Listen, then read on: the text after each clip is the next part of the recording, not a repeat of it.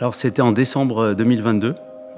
Je reçois un coup de téléphone à 7h15 du matin où on m'annonce que ma société est en train de brûler.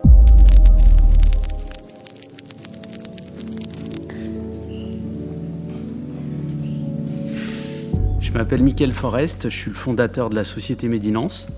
Donc on est spécialisé en dispositifs médicaux, vente, location de matériel médical et maintenance préventive auprès des professionnels de santé. Dans le cadre de mon activité, on a réussi à trouver un nouveau bâtiment.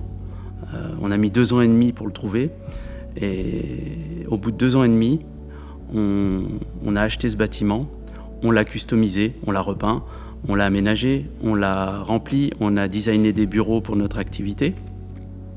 Quelques jours avant de rentrer dans ces nouveaux bâtiments, je reçois un coup de téléphone, un dimanche matin à 7h15. Les pompiers m'annoncent qu'en fait ce bâtiment est en train de brûler.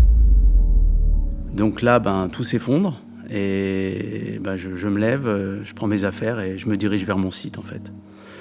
Sur l'autoroute, au loin, je vois la fumée qui se dégage et là je comprends très vite que c'est mon entreprise qui est en train de brûler. Donc sur le chemin, je me dis, tu as 2 solutions, soit tu t'effondres, soit tu te bats et puis il faut réfléchir à la suite et à qu'est-ce qu'on va faire là, tout de suite, maintenant, de concret.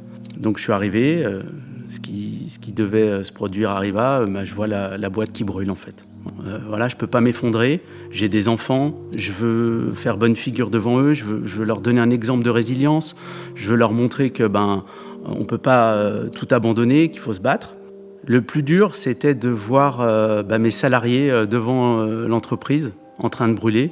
Ils étaient effondrés, ils se demandaient de ce qu'on allait devenir, ce qu'on allait faire. Je me demandais si mes clients, j'allais pouvoir les livrer, si j'allais pouvoir continuer à m'occuper d'eux. Voilà, on se pose toutes ces questions. Donc tout de suite, je comprends qu'en fait, pour pouvoir continuer, il me faut un entrepôt, il me faut des produits. Tu vois, c'est aussi basique que ça. Les premières actions que j'ai menées, ça a été d'appeler tout de suite mes confrères. Dire, est-ce que vous pouvez gérer à ma place mes commandes clients ? Est-ce que vous pouvez faire en sorte que mes clients ne pâtissent pas de cette situation et gérer ce souci ? Suite à ça, je me suis mis avec mon assureur, qui a été exceptionnel d'ailleurs, je me suis mis en quête de trouver un bâtiment. Donc on a très vite trouvé un nouveau bâtiment dans la journée. Et mon obsession a été, au bout de quelques heures, de me dire il faut que je remplisse maintenant ce nouveau bâtiment de produits, de mes dispositifs médicaux, de mon catalogue produits. Donc on a contacté tous les fournisseurs, on leur a expliqué la situation, de dire on a besoin de vous, on a brûlé, on a besoin de produits. Tout le monde a été extraordinaire, tout le monde a joué le jeu et en quelques jours, j'avais reconstitué 75% de mon catalogue. Je brûlais le dimanche, le vendredi, j'avais 75% de mon catalogue.